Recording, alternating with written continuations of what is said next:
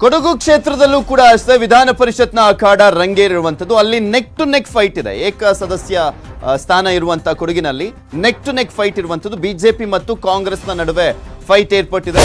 ಬಿಜೆಪಿಯಿಂದ ಸುಜಾ ಕುಶಾಲಪ್ಪ ಕಣದಲ್ಲಿ ಇದ್ದಾರೆ. ಕಾಂಗ್ರೆಸ್ನಿಂದ ಮಂತರ್ಗೌಡ ಅಖಾಡದಲ್ಲಿ ಇರುವಂತದ್ದು. ಎ ಮಂಜು ಅವರ ಮಗ, ಮಾಜಿ ಸಚಿವರ ಮಗ. ಮತ್ತೊಂದು ಕಡೆ ಬಿಜೆಪಿಯಿಂದ ನಿಂತಿರುವಂತಹ ಸುಜಾ ಕುಶಾಲಪ್ಪ ಅವರ ಸಹೋದರರು ಹಿಂದೆ ಒಬ್ರು MLC ಆಗಿದ್ರು, ಈಗ ಒಬ್ರು ಶಾಸಕರಾಗಿದ್ದಾರೆ.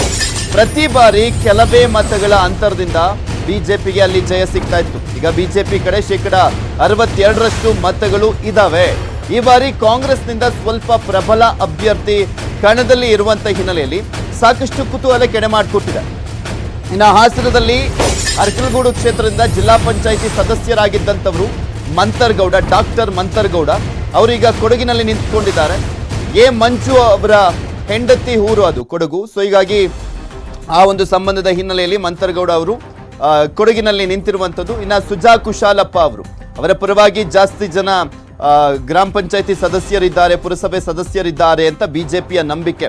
ಏಕೆಂದರೆ ಕಳೆದ ಸಾಕಷ್ಟು ಬಾರಿಯಿಂದಲೂ ಕೂಡ ಬಿಜೆಪಿ ಅಭ್ಯರ್ಥಿನೇ ಗೆದ್ಕೊಂಡು ಬರ್ತಾ ಇರುವಂತ ಹಿನ್ನೆಲೆಯಲ್ಲಿ ಈ ಬಾರಿನೂ ಕೂಡ ಸುಜಾ ಕುಶಾಲಪ್ಪ ಅವರು ಈಸಿಯಾಗಿ ಗೆದ್ದು ಬಿಡ್ತಾರೆ ಅಂತ ಬಿಜೆಪಿ ಒಂದು ರೀತಿಯಾದಂಥ ಜೋಶ್ನಲ್ಲಿದ್ದಾರೆ. ಬಟ್ ಅವ್ರು ಅಂದುಕೊಂಡಷ್ಟು ಈಸಿ ಆಗಿಲ್ಲ ಕಣ. ಯಾಕೆಂದ್ರೆ ಮಂತರ್ಗೌಡ ಕೂಡ ಸಾಕಷ್ಟು ಪ್ರಚಾರವನ್ನ ಮಾಡ್ತಾ ಇದ್ದಾರೆ.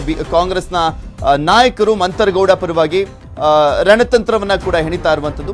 ಸೊ ನೋಡ್ಬೇಕು ಈ ಕ್ಷೇತ್ರದಲ್ಲಿ ಏನಾಗುತ್ತೆ ಅಂತ. ಇದೊಂದೇ ಕ್ಷೇತ್ರ ನೆಕ್ ಟು ನೆಕ್ ಕಾಂಗ್ರೆಸ್ ಮತ್ತು ಬಿಜೆಪಿ ನಡುವೆ ನೇರ ಫೈಟ್ ಇರುವಂತ ಕ್ಷೇತ್ರ. ಯಾಕೆಂದ್ರೆ ಇನ್ನ ಆಲ್ಮೋಸ್ಟ್ ಏಕ ಸದಸ್ಯ ಇರುವಂತ ಕ್ಷೇತ್ರಗಳಲ್ಲೆಲ್ಲ ಅಲ್ಲಿ ಆಲ್ಮೋಸ್ಟ್ ಈ ಪಕ್ಷೇತರರೆಲ್ಲರೂ ಕೂಡ ಅಡ್ಡ ಬಂದಿದ್ದಾರೆ ಅಲ್ಲಿನ ಅಭ್ಯರ್ಥಿಗಳು ಗೆಲ್ಲುವಂತ ನಿಟ್ಟಿನಲ್ಲಿ. ಆದ್ರೆ ಈ ಕ್ಷೇತ್ರದಲ್ಲಿ ಮಾತ್ರ ಬಿಜೆಪಿ ಮತ್ತು ಕಾಂಗ್ರೆಸ್ ನಡುವೆನೆ ನೇರ ಫೈಟ್ ಏರ್ಪಟ್ಟಿದೆ. ಸೊ ಯಾರು ಗೆಲ್ತಾರೆ ಅನ್ನೋದನ್ನ ಕಾದು ನೋಡ್ಬೇಕಾಗಿದೆ.